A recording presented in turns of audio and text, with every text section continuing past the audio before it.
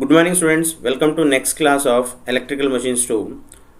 In this class we see what is slip, what is the effect of slip on the rotor, and what are the changes going to take place because of the slip in the induction motor. And we'll see some problems on the slip. Before that, I just want to clarify one more time how exactly rotating magnetic field works in the induction motor, how we produce the rotating magnetic flux, because the whole concept of the whole topic of induction motor depends upon the RMF concept only. So before going to further, one more time I just want to have a glance on RMF so that you can also understand in a better way. So this is what rotating magnetic field looks like. So here we give three-phase supply to the stator of the induction motor, and we get stator will produce the rotating magnetic field which will be rotating inside the induction motor. Here one more thing I want to clarify you is that one more time I will give you the overview of the construction of the induction motor so that you can understand the RMF in a very better way. Three-phase induction motor is construction of three-phase induction motor is divided into two parts. One is stator, another one is rotor. Stator is having windings which are kept at 120-degree phase shift apart from each other. Stator will be consisting of three windings, and all the windings are kept at 120-degree phase shift from each other. So this is how stator conductors we keep inside. So this is R phase, this is Y phase, and B phase. We will be keeping three phases inside the stator. To this three phase we give three phase supply. R phase will be given to the R conductor, Y supply will be given to Y phase, and B phase will be given to B phase windings. Once we give the three phase supply to the stator of the induction motor, all the three phases produces the magnetic field which will be rotating inside the induction motor. That magnetic field is called as rotating magnetic field. And what are the rotating magnetic which will be rotating inside the induction motor? That will be always rotating with the constant speed and magnitude. The speed of that RMF is given by the equation Ns is equal to 120 F by P, where F represents the frequency of the supply, then P represents number of poles. So here number of poles are 3. You can see that the number of poles are 2 here, the number of poles are 3 here, R, Y and P. Okay, then Ns represents the synchronous speed of the rotating magnetic field. So speed of the RMF is represented with Ns, and the magnitude of that RMF is always constant, and that value will be phi t here is nothing but total flux. Okay, with this flux only it will be rotating, and its value will be always 1.5 times the maximum flux produced by each phase. So inside the stator we will be having three phases: R phase, Y phase and B phase. Each phase will produce its own magnetic flux whenever we pass the current through it. If we add all the fluxes of all the three phases at any instant, we will be getting total magnetic flux as 1.5 times phi m. It will be constant inside the induction motor, as well as speed also will be constant inside it, and the speed will be given by N is equal to 120 F by P. This is about the RMF. Okay, so once again I will tell you, if we give three phase supply to the stator windings produces rotating magnetic field, and that rotating magnetic field will be rotating with the constant speed and magnitude inside the induction motor, and the speed of that RMF is given by the equation Ns is equal to 120 F by P, and the magnitude with which it will be rotating, that will be given by phi t is equal to 1.5 times phi m. Now in the next slide we will see how we are saying that magnetic field is rotating, how it will be rotating, and at every instant how its magnitude will be constant. That we will see in the next slide. So here this is how we give the input to the three phase winding. Three phase supply we give the to the stator winding. So this is the waveform of the three phase. So here you can see that this is phase 1, this is phase 2, phase 3, and this is the phase sequence of three phase induction motor. This is R phase, this is Y phase, and this is B phase. You can arrange the phase windings inside the stator in any manner, but important thing is we have to give the phase difference of each winding as 120 degree. you can arrange the phase windings in any way such that the phase should be 120 degree. That we have to keep in mind. Okay, so this represents R phase, and this represents Y phase, and this represents B phase, and whatever the directions we have shown here, they are their assumed positive directions only. Here this is 1 means R phase you can consider. Okay, then 2 means you can consider this is as Y phase, and B phase you can consider, 3 you can consider as B phase. Now see here it is at 0 degree, it is at one position, it is at second. This is first means R phase, second means Y phase, and third means B phase. Here you can see this is what when we give 3-phase supply, 3-phase flux will be produced, and the equation of all the 3 phases will be given by this equation. If we pass the current to the R phase, phi 1 will be equal to phi m sin omega t, and phi 2 will produce the flux of phi m is equal to sin of omega t minus 120 degree, and phi 3 will produce the flux of phi m sin of omega t minus 240 degree. Instead of R by B, I have taken here 1, 2, 3. Both are same only. Phi 1 represents R phase, phi 2 represents Y phase, and phi 3 represents B phase. Okay, just I have changed the notation here. In the previous slide, you can see here.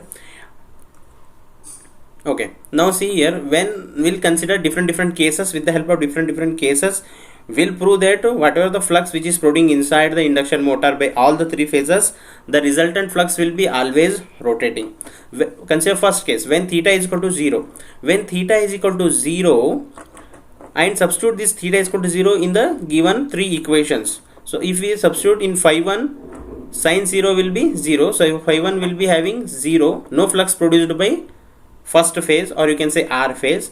And what about Y phase? How much flux Y phase will produce here? If you substitute theta is equal to 0 here, sin of 120 degree. Sin of 120 degree can be written as sin of 90 plus 30 degree. Sin of 90 means cos 30.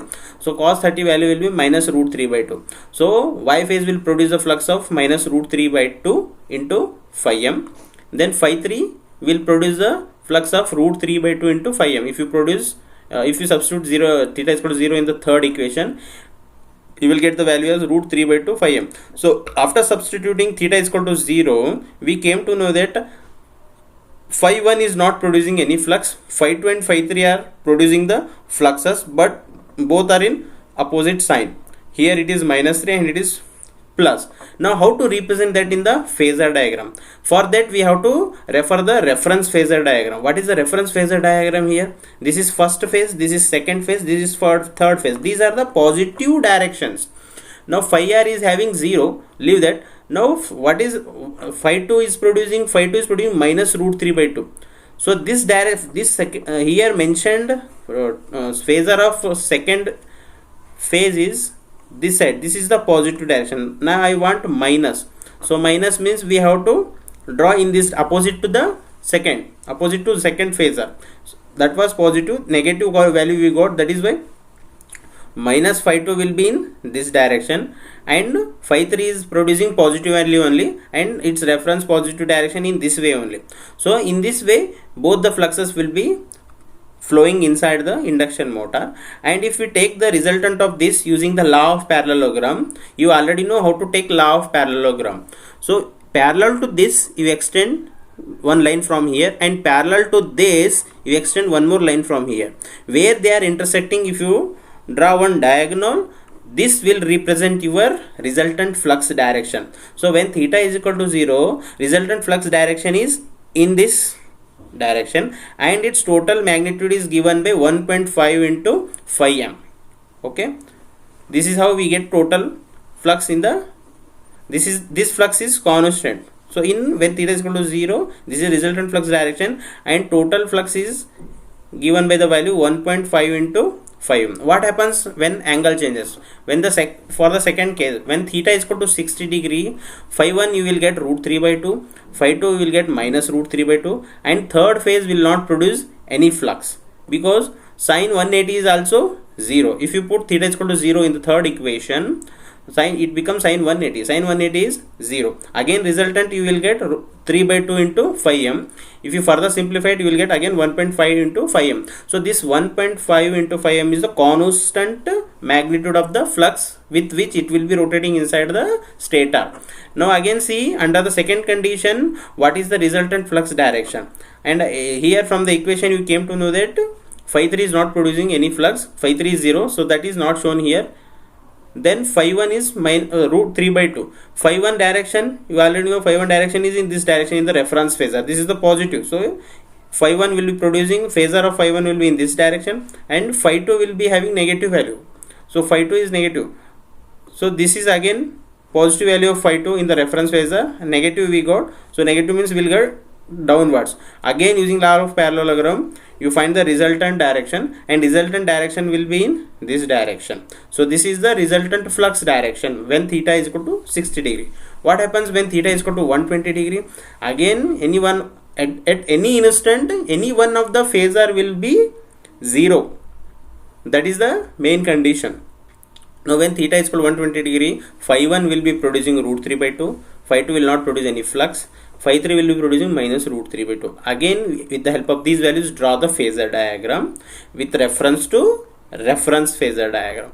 Now phi 1 is again positive, so phi 1 is in this direction, it is positive. Draw the phasor of phi 1 in this direction. Then phi 2 is 0, so no need to draw that. Then phi 3 is again minus root 3 by 2, minus root 3 by 2, phi 3. This is the, if you draw below, that will be positive phi 3, negative we got, that is why we will get in the opposite direction. Again if you draw, if you join these two using law of parallelogram, resultant flux will be in this direction. Again their magnitude will be constant one, that is 1.5 into 5m. So with the in all these three cases, what we have observed is the magnitude of the resultant flux is constant, that is 1.5 into 5m. For the fourth case, if you put 180 degree, phi 1 will be 0, phi 2 will be having positive value, phi 3 will be having negative value. Now it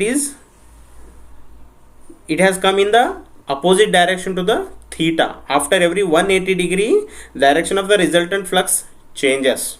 After every one rotation, you might have seen in single phase circuits also. Okay, after every 180 degree rotation, direction of the current changes. So here direction of flux also changes. In 0 it was downwards, in 180 again it is upward. So phi 1 is 0, phi 2 is plus root 3 by 2. So this is the positive phasor of root 3 by 2, and phi 3 is minus root 3 by 2. So minus root 3 by 2, this is the plus root 3 by 2 direction. So if you go like this, it will be minus root 3. Again join them using law of parallelogram, we will be getting resultant flux direction upward, and again their constant will be, magnitude will be 1.5 times phi m. Now in all the four conditions, what we have seen, as angle is changing, resultant flux direction is also changing along with that.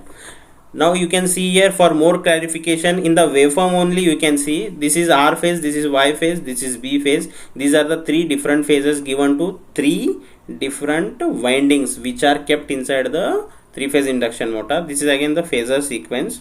Anti-clockwise direction is always considered as positive.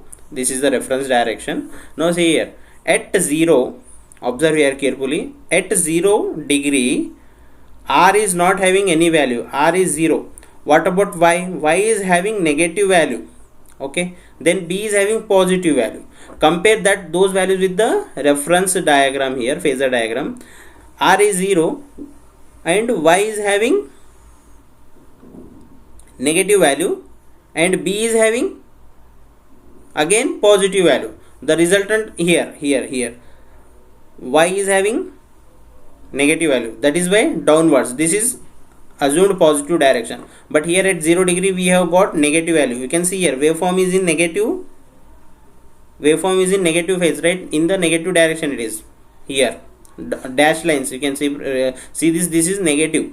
So here Y is negative, that is why I have drawn it in the opposite direction to this. B is positive, in the same direction of B, draw the phasor.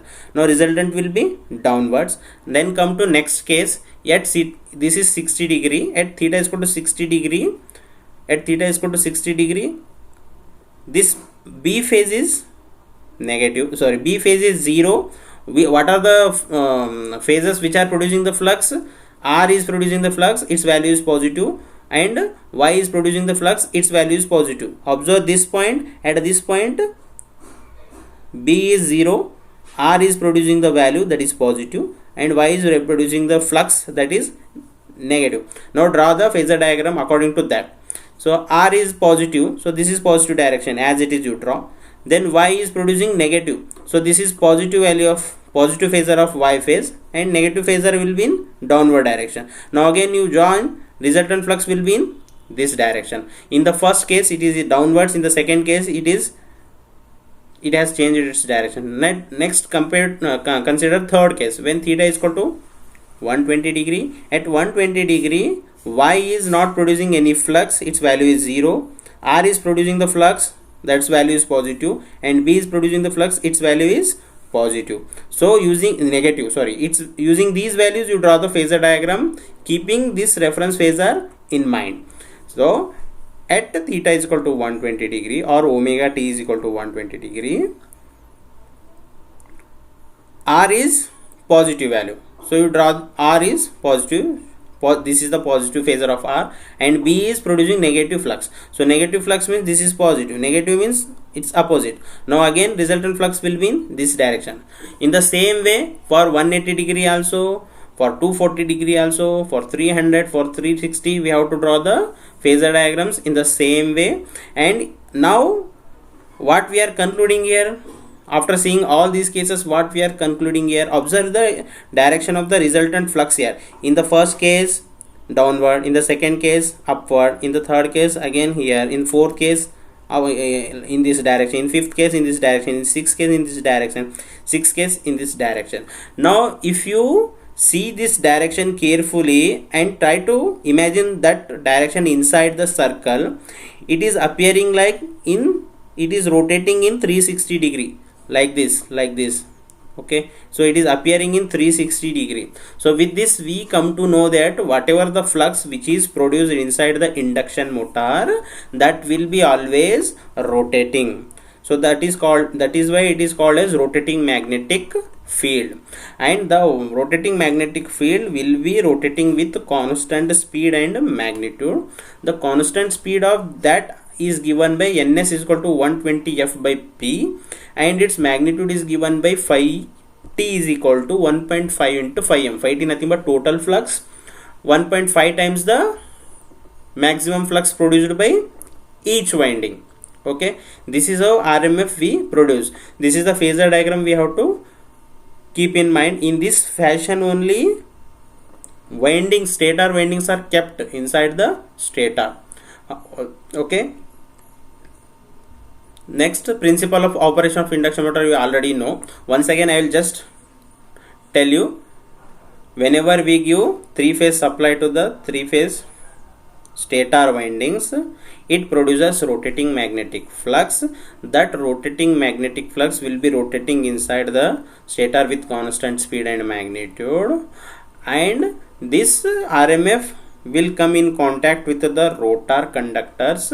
Hence rotor conductors will cut the magnetic flux. As according to Faraday's law, EMF will be induced in the rotor. Because of this EMF, current starts flowing inside the rotor, because rotor will be closed circuit. This current again create the magnetic flux inside the rotor, and that magnetic flux will rotate in the opposite direction, in the same direction to the stator, in order to catch the speed of the stator. Why? Because here I have shown you for more clarification. So once we give 3-phase supply, this stator will be producing the RMF, and this RMF will be rotating with the constant pace inside the induction motor. Now this rotating magnetic flux will come in contact with these rotor conductors, and rotor conductors will cut this magnetic flux. Hence EMF will induce. Because of that EMF, current starts flowing inside these rotor conductors. Once current starts flowing in these rotor conductors, they also start producing the flux, and that direction of that flux depends upon the direction of the current. When the current is flowing inside the conductor, it will be producing the flux inside the in the clockwise direction, you already know that corkscrew rule or thumb rule. If the current is going inside the conductor, the flux produced will be in clockwise. If the current is coming out of the conductor, flux produced will be in anti-clockwise direction. Now this flux will interact with the stator flux. Hence what happens? New force will be generated inside the induction motor due to the interaction of stator flux and rotor flux. New force will be generated or introduced inside the induction motor. That new force is nothing but torque, and that torque applies the force on the rotor conductor in such a way that rotor should rotate. So this is how we get the mechanical rotation in the induction motor. Okay, now the important question is, what is the direction of the rotor? What is the direction of the rotor inside the induction motor? That will be identified using the Lenz law. What Lenz law says? Lenz law states that the direction of the induced EMF always opposes the supply voltage. Whatever the current is whatever the EMF is inducing in the rotor, it opposes the main cause. Now let us try to understand what is the main cause for the rotor to rotate. For the rotor to rotate, torque is the reason.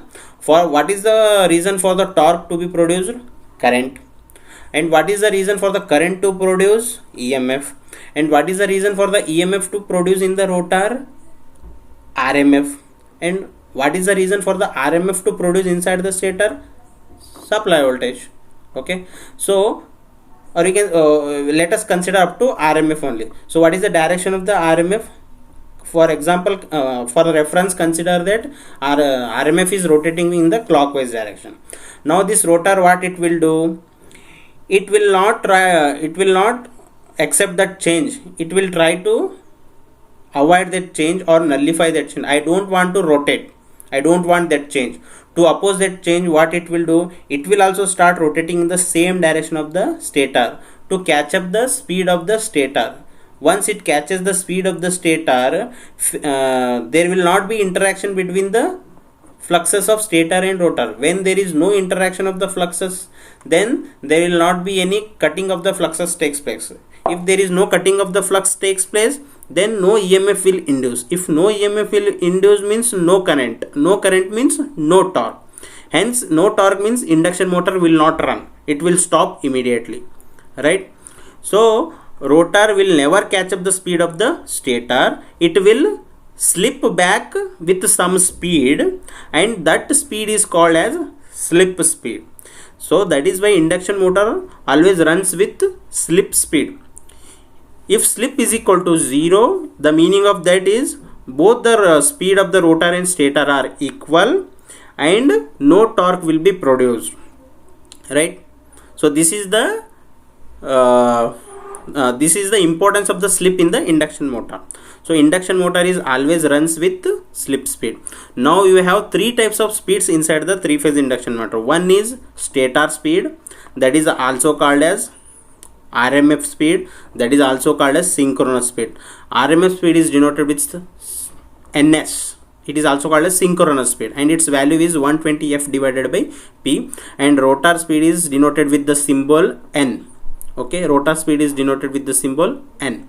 And slip speed is nothing but difference between rotor speed and RMF speed. It is given by the equation NS minus N. Slip speed. Okay.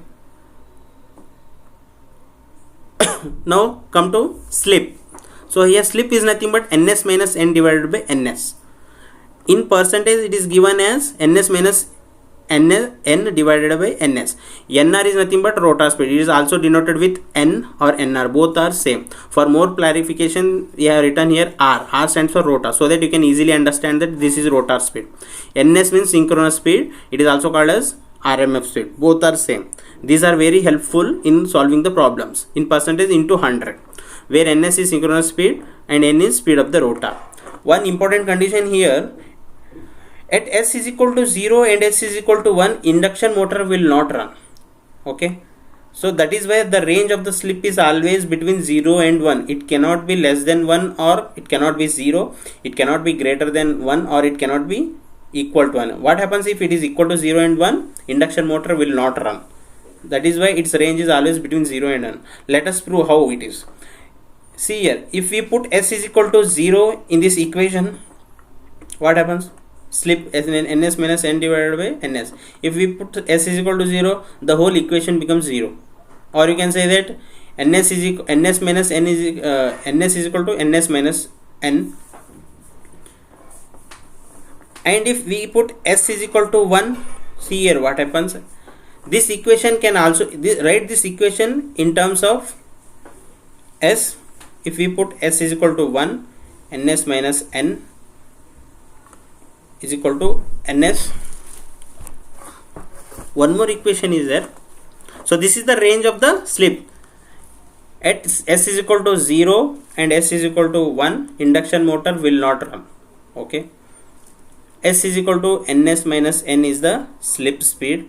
If we put S is equal to 0 in this equation, you can see here ns minus n is equal to S. If we put S is equal to 0, ns is equal to n. It means ns is equal to n means rotor speed will be equal to stator speed. So what happens if both the speeds are equal? Torque will not be produced. Because why torque will not be produced? For the torque to produce, we need cutting of the flux. So when both are rotating with the same speed, no cutting of the flux takes place. That is why when any S is equal to 0, both stator speed and rotor speed becomes equal and EMF torque will not be produced, right? And if S is equal to 0 also, it will not produce. This is the range. Okay, this is how slip affects on the plays the important role in the induction motor. For the induction motor to run, there has to be slip. Presence of slip should be there, right? Then what is the rotor current induced? What is the rotor frequency? Stator frequency we already know. Input we give 3-phase supply, and in AC supply frequency is constant, Indian standard frequency, that is 50 Hz. Now what will be the frequency of the rotor? Whether they are equal or rotor frequency is greater than stator frequency or less than stator frequency, that we see here. The frequency of a voltage or current induced due to the relative speed between the winding and a magnetic field is given by the general formula. You already know that frequency formula can be given by NP divided by 120. With the help of formula ns is equal to 120 f by v. Write that formula in terms of frequency. F is equal to NP divided by 120. This is the stator frequency formula. Okay, if the rotor speed is nr, okay, if the in the stator speed of the RMF is ns, but in the rotor what will be the speed? Nr, or you can say n, the relative speed between the rotating flux and the rotor. Now rotor will be rotating with which speed? Slip speed, that is given by ns minus nr. Okay, now what will be the frequency of rotor? You can see here, for the stator frequency we have written F is equal to NP divided by 120. For the rotor frequency, write F dash, consider F dash. F dash is equal to N here. This is synchronous speed. Stator is rotating with synchronous speed, but in the rotor it will be rotating with slip speed. So in place of N, you write slip speed. Okay, that is ns minus nr. So F dash is equal to ns minus nr into P divided by 120. Now ns minus n can be written as S into ns. You see here how means we already know what is the formula of slip. S is equal to ns minus nr divided by ns. Write this equation further, solve this equation. S into ns is equal to ns minus nr. Okay, ns minus nr. So ns minus nr is nothing but S into ns. Substitute this value into this. Ns minus nr is nothing but S into ns into P divided by 120. So this ns into P divided by 120 is nothing but F, frequency of the stator, with the help of this formula. Ns into P divided by 120 is nothing but frequency. Therefore F dash is equal to S into F relation we can generate here. What is this? Rotor frequency is always equal to slip times supply frequency, and you know the slip value is always between 0 and 1. If we put 0.5, stator frequency is always constant, 50 Hz. 50 into 0.3 means how much it will be? 15 Hz. So anytime in the induction motor, at any time in the induction motor, rotor frequency is always less than the stator frequency. If the frequency of rotor and stator becomes equal, then also induction motor stops working. So this is the relation between rotor frequency and stator frequency. F dash is equal to S into F is the formula which we need to remember to solve the problem. And rotor is always rotating with the slip speed. That also you have to understand. At starting of the induction motor, frequency of the rotor is always 0, because at the starting still mechanical operation has not taken place. Only stator will be producing the magnetic flux at the starting, and their rotor will not start rotating, hence their frequency will be 0. When rotor will be having frequency once rotor starts rotating. So these 2 points also you have to remember, that at standstill condition rotor frequency is always 0, and slip is also 0 at standstill. Before rotor starts rotating, slip will be 0, right? Now let us solve 2 problems based on slip, so that we can get clarity. And these kind of problems they ask in the exam. Some simple problems will be there. So what is the problem given here? Let us solve the problem. A 6-pole 3-phase induction motor is connected to 50 Hz supply, full stop.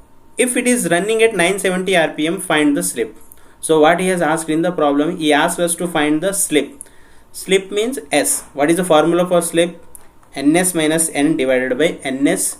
Whenever they ask you to find the slip in the problem, we always have to calculate that in the percentage only, right?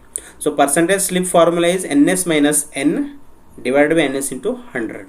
Now what is given? See here, a 6-pole. 6-pole means P. He has given P is equal to 6.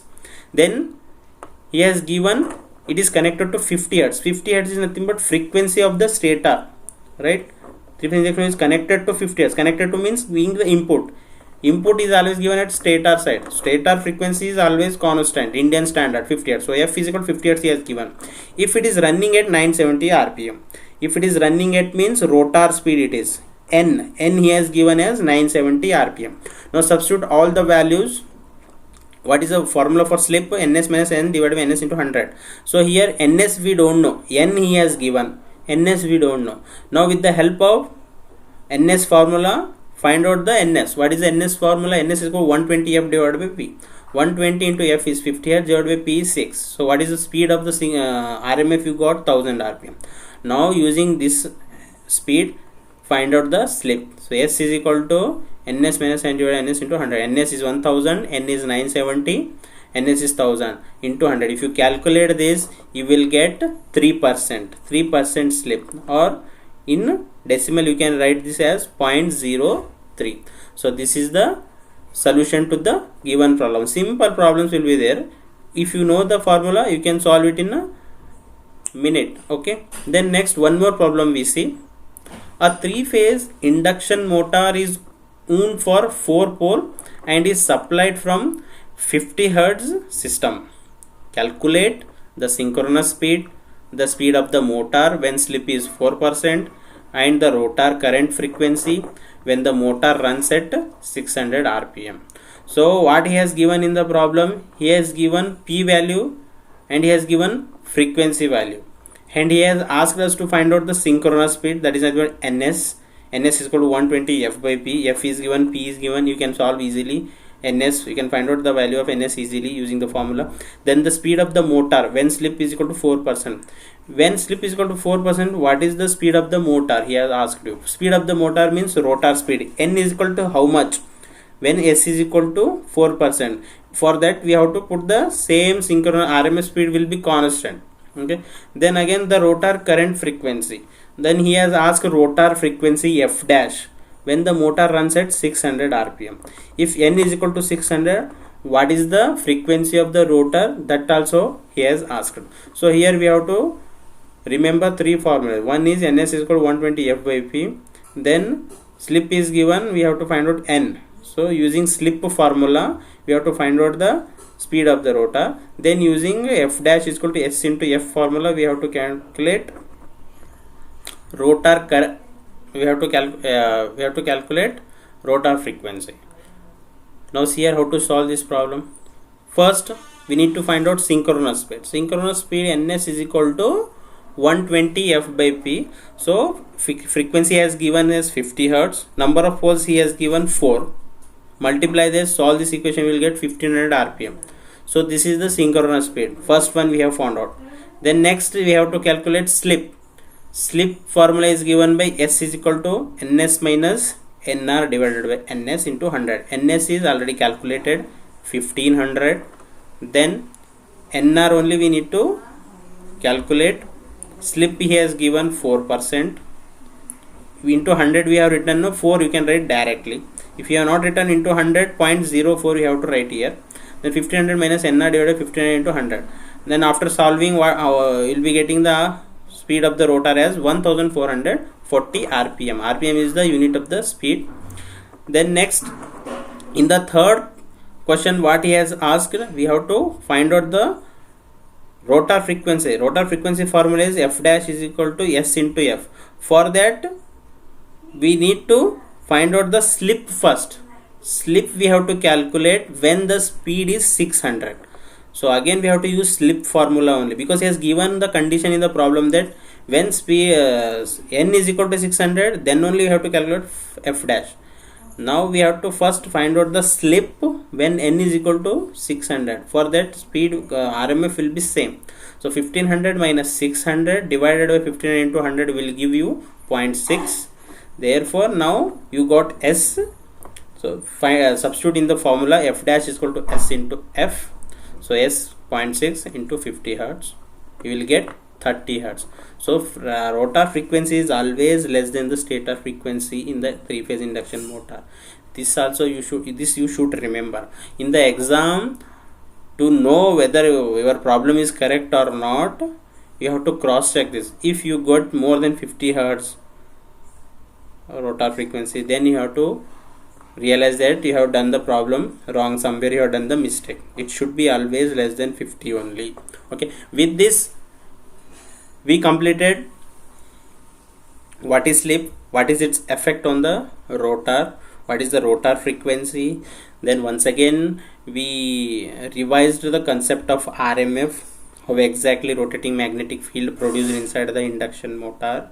With the mathematical expression we proved, also with the help of the phasor diagrams also we have seen that it will be rotating as angle changes, it will be rotating, and whatever the magnetic field which is rotating inside, it is always rotated with constant speed and magnitude. The constant speed is given by formula ns is equal to 120 f by p, and its magnitude is always given by 1.5 times the magnetic flux produced by all the phases. Okay. With the in three-phase induction motor works on the principle of rotating magnetic field. This also we came to know. With this I will be concluding today's session. Meet you in the next section.